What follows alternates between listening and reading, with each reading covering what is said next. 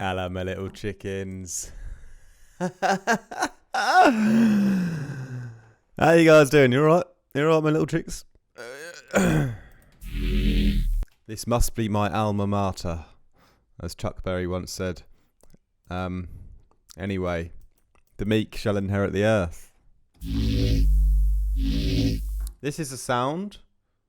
This is a journey through time and space. This is a journey through sound. This is a channel about music, isn't it? This is the alma mater. Is it my favourite one? I think it's one of the. It's up there. Let's turn it up a bit.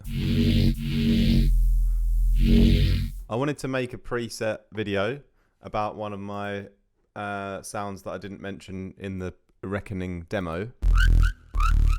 And now I'm thinking I don't know about that one anymore. I want a really good one that I didn't mention. What about?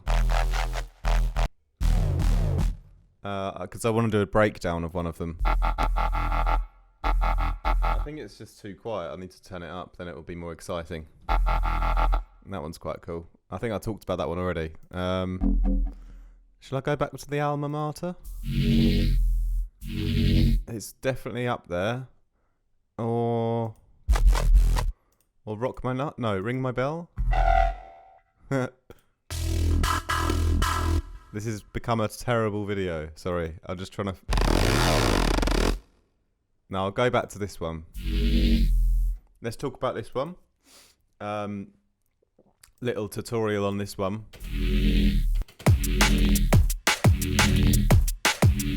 Yeah, it's got a nice tone on it. It's got a nice movement on it. So, yeah, I've been using Phase Plant, which is the synth by Kilohertz, and basically what it does is it allows you to make music, which is really important if you're like a musician, in my opinion. You know, take that or leave it, really. So this, it all comes from a whale.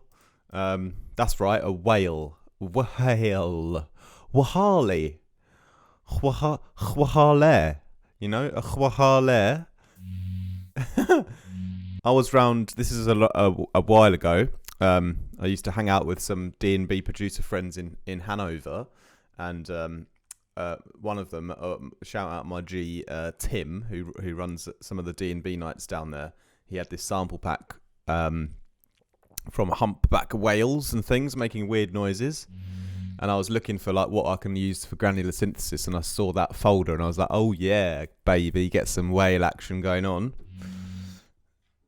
So this is the, that's the whale on its own. And obviously... Oh, that's sick there, isn't it? I could also... I wonder what it sounds like with everything back on.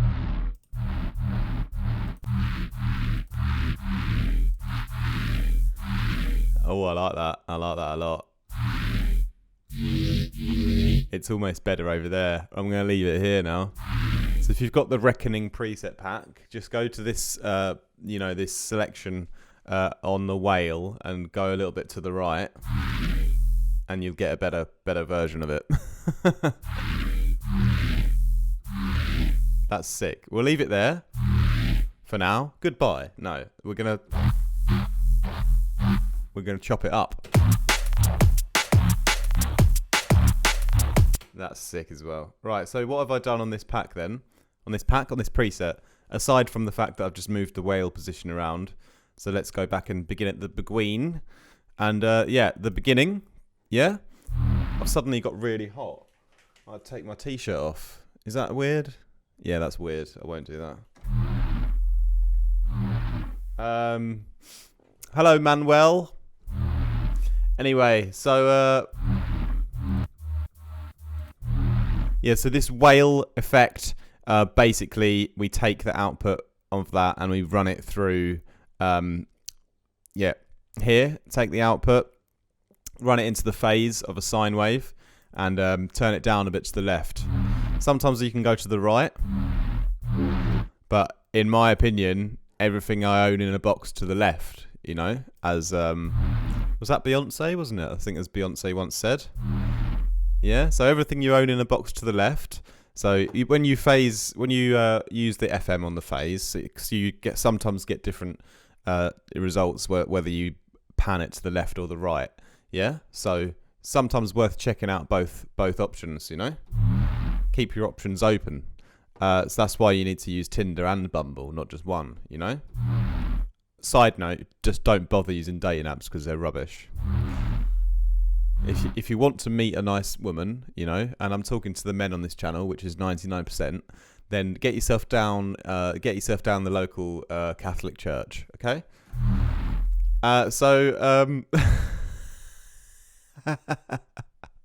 Anyway, sync mode.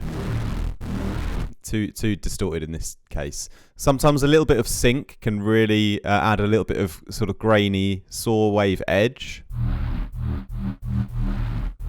If you use a really small amount, can often be quite nice. But anyway, so we're running this humpback whale sample through a sine wave. You can do it with anything, obviously. You don't have to do a humpback whale, obviously, but just sometimes you set everything up, and then I will cycle through a bunch of random samples until I find something that sounds good. Yeah, but anyway, we're running that through the FM. We got a little bit of noise on top. There's a little bit of salt and pepper, almost 2%, and filtered, so we just have the high end in. Okay. And as you heard, it's very unison already. So I've gone pretty hard here. I like to go hard. That's right. Cut that bit out and paste it on TikTok. I like to go hard. All right. No, I've gone pretty hard with the unison. Times 6. Sometimes when you go up really high, it like sort of over samples, and it like can sort of ruin your CPU. So often in like a project, I'll probably be quick to bounce this sort of bass out because it will rinse my computer.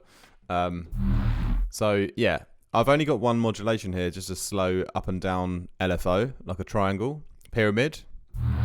Yeah, but the blend here is set all the way to the right, so it's really stereoing the sound quite a lot. So it's quite an overly stereoed bass. So we'd probably be better off mid-side EQing it sort of after the sound design process. I haven't done that yet, but look, you got all these like low-end stereo frequencies. So just sort of tidy that up if I add a little mid-side on after it all, But I want to keep it all the stereo in while I'm designing it, just because it's it's just sounded better overall with all that unison on it. Okay.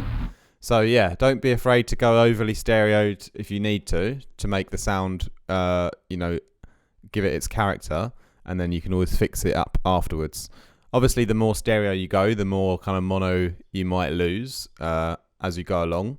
But if you just pay attention, use your ears, you can make the decision to, give it that extra stereo if it needs to, So anyway. Yeah, a lot more stereo added in on the spread mode here. So what's your favourite spread? Comment down below. Mine's definitely not Marmite. I actually think Marmite's okay, If you don't know about Marmite, you're not from England, but it's basically this spread where they used to say in an advert, you either love it or you hate it, because it's quite it's quite a bitter taste, and sometimes it's a bit much, and sometimes people really hate it because it tastes like earwax. Sometimes people really like it.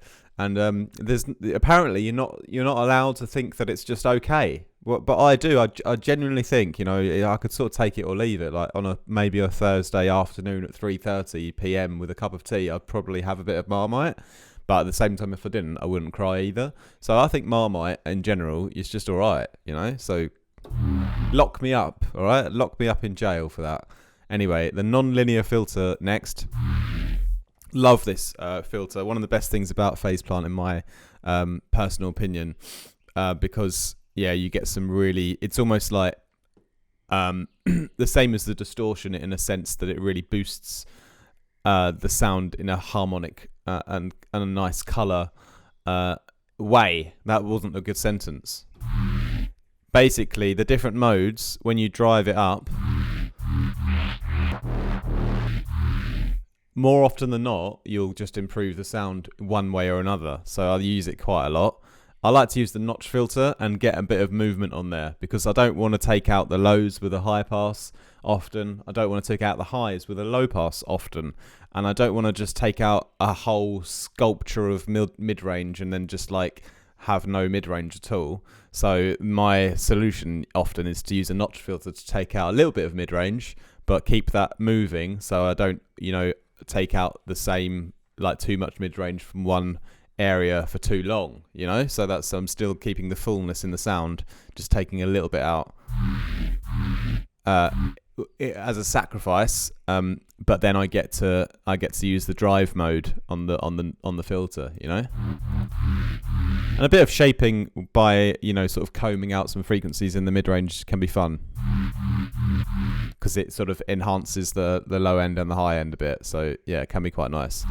Anyway, the ensemble is wicked. I really truly believe it sounds better than the chorus, but like does the same job, So I found that the sine mode is a little bit more interesting and sounds usually better, but sometimes it can be too much. So I'll often switch between symmetric and sine for each sound and see what sounds best.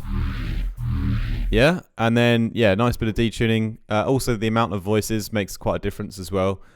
So often I'll listen with the mix up, see what I kind of like, how it sort of reacts, and then I'll mix it back down again. And here I've got like a bit of like you see, I've got just one LFO, and it's doing a bit of movement on a bunch of different parameters, and the mix of the ensemble is one here, and also obviously the position of the filter, and then we got the amount of drive and the distortion also being modulated. Okay, so it's just that one slow movement to give a bit of life into the patch, and then obviously I've got my macros up here, which also modulating quite a lot, but that's for our sort of extra choppy effect. So the next lane then, really, really like the dual delay quite a lot, because it just sounds great. And again, I'll turn the mix up, and I'll find a speed that suits the sound, So how kind of fast I want the delay, I'll choose that there, and then I'll often turn up the tone. So it's more prioritizing the high end of the delay,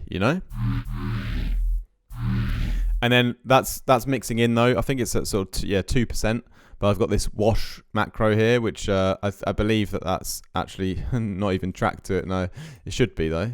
That should definitely be tracked to the mix of the delay, because normally when I wash the sound out, I'll turn up the delay and the reverbs. But it's also tracked to my choppy macro. But yeah, it's just a tiny little delay tail anyway. It's not a huge asset, big part of the sound design. This one is though, and I really like this, the ring mod. So it's just a little trick to sort of boost things. It normally works pretty nicely on most patches, to be honest. So I'll just get the self mode on, and I'll just whack up the bias and the rectify pretty high up. And what that will do, as you see, it sort of gives another like 10-15% sort of volume boost to the sound, and especially the low end as well. So it's a nice little bass boost kind of trick, yeah? And then I will mix that in as well sometimes. So if I want to add that extra dynamic edge to the sound, by sort of boosting my bass with this technique, and then like put that on the LFO, so I've got a little bit of a dynamic sort of boost happening, So it's quite subtle, but in a way, it just sounded better when that was mixed on and off rather than just on the whole time.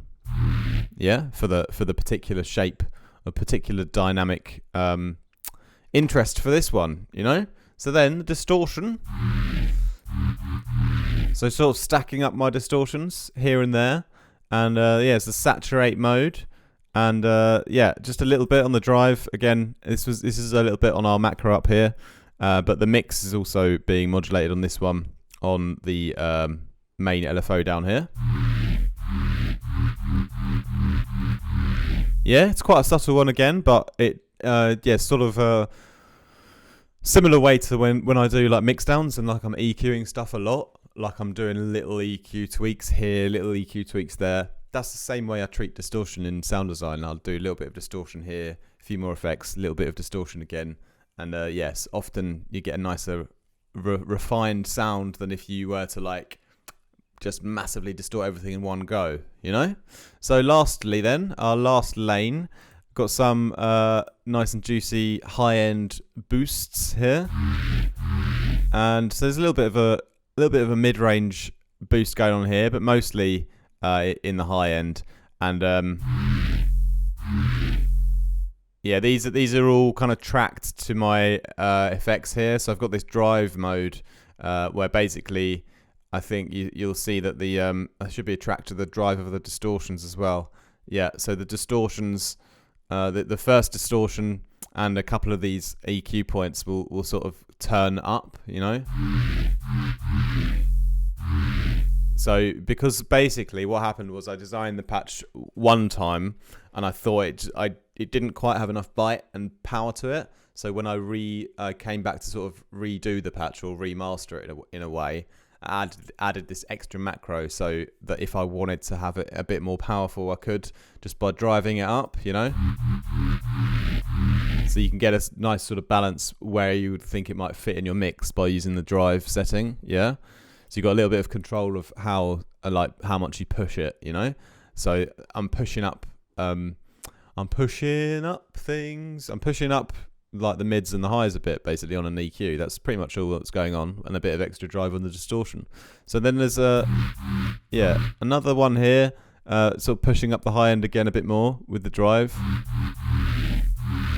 Yeah, so you can find a nice balance there, and then sometimes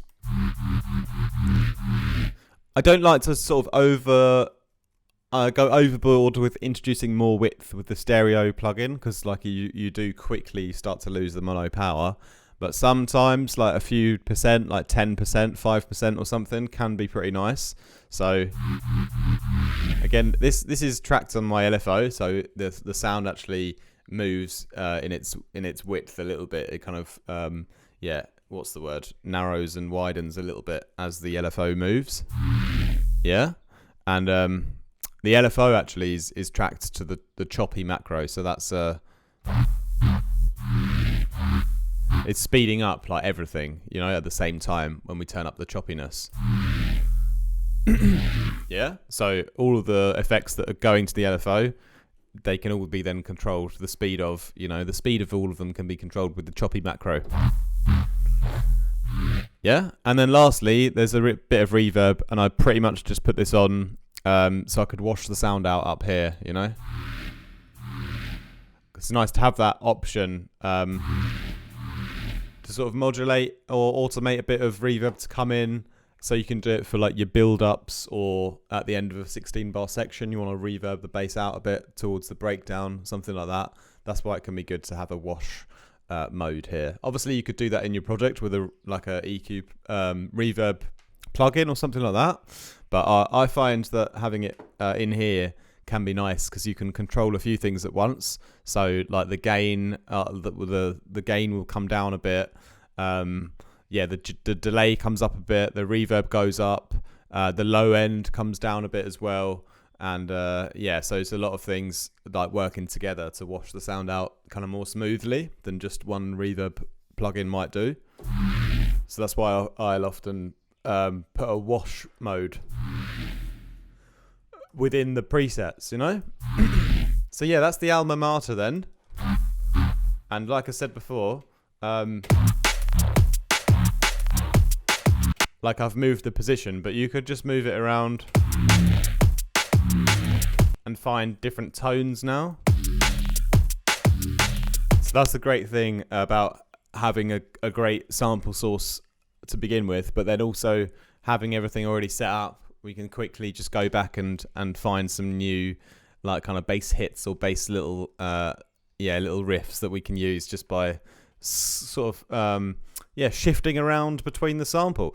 And like I'll often modulate things in the granular section on a sort of LFO, you know, to keep yeah, to design the sound, often I'll modulate the amount of grains or the grain length or the position within the sort of main movement of the LFO.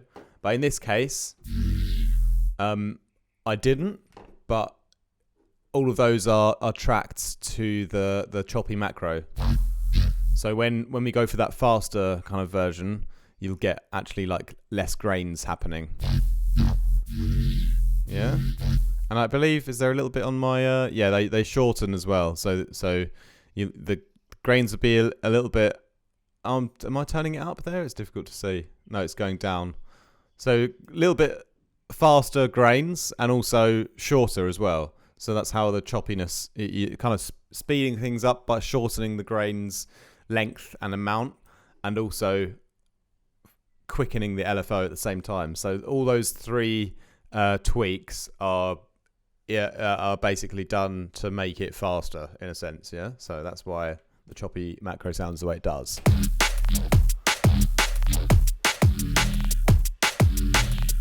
But yeah, I like I like it over here, to be honest. That was really nice. Yes, some nice like kind of textural, ominous, dark kind of NEUROFUNK-esque bass there. The alma mater, which I believe I've spelled it wrong as well. So, oh dear. But yeah, that's on the new Phase Plant Reckoning preset pack. Should you choose to download that, the links are down below, and things like that. And yeah, loads of other cool sounds in there. And yeah, but really enjoyed making this pack. There's some wicked like basses and stuff that I'll probably end up using as well. And the sort of tweaking and remaking and bouncing out and resampling and that kind of shizer. So I might do a resampling video next, because I haven't done one of those for a while. I might sort of take one of these basses, bounce it out and see if I can think of some new ways to add some extra layers and things using something other than Ruiner, maybe. We'll see. Anyway, I've been rambling for a while. There's a Christmas hat on my microphone. What more do you want from me? It's been nice to talk to you. Have a great rest of your day /week /evening / whatever you like. Peace out. Much love.